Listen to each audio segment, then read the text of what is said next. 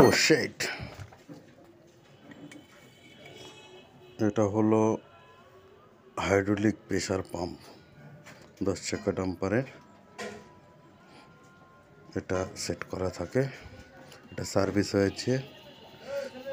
এবার pump ready করে গাড়িতে ফিটিং হবে, তারপরে চেকিং করে দেখব। এখানে 4টে 12 নম্বরের লিঙ্কি খুবই শক্তিশালী এবং এটাকে খুব ভালোভাবে টাইট দিতে হবে।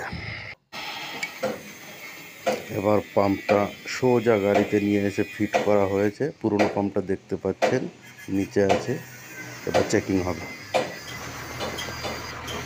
এবার একটু রেস মেরে হাওয়াটা তুলে নিই।